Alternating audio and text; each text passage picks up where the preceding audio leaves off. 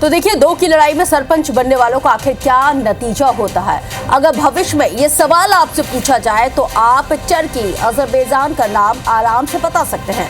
भारत और पाकिस्तान के बीच ये टेंशन वैसे ही चल रही है और इसी बीच टर्की, अजरबैजान ने पाकिस्तान का साथ देकर बेवजह भारत से दुश्मनी मोल ले ली है और इसका अंजाम भी उसे अब भुगतना पड़ रहा है। इस रिपोर्ट के जरिए समझिए।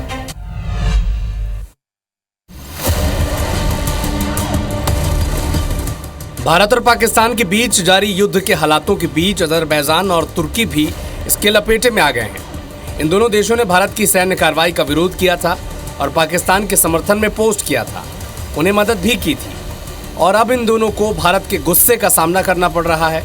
भारत के लपेटे में आए तुर्की और अजरबैजान को पाकिस्तान का समर्थन करने का खामियाजा भुगतना पड़ रहा है।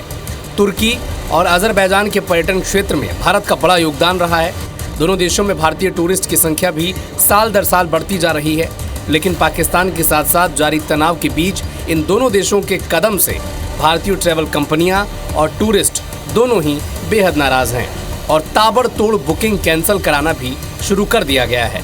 तुर्की और अजरबैजान दोनों ही देशों को हजारों करोड़ रुपए के नुकसान का अनुमान लगाया जा रहा है।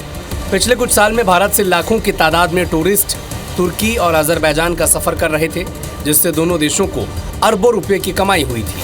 Online tour booking company Pick Your Trail, EaseMyTrip, D2C travel technology firm ने टर्की और अजरबैजान के लिए सभी ट्रैवल बुकिंग को रोक दिया है और भारतीय नागरिकों से अपील की है कि वे तुर्की और अजरबैजान की यात्रा से बचें। इतना ही नहीं, पहले से जो बुकिंग है वो यात्री भी अपनी बुकिंग कैंसिल कर पैसा रिफंड ले रहे हैं। आंकड़ों को देखें तो पता चलता है कि पिछले साल ही तुर्की में 3.3 लाख भारतीयों ने टूरिज्म वीज़ा लिया था। ये 2023 के मुकाबले 20.7% ज़्यादा है।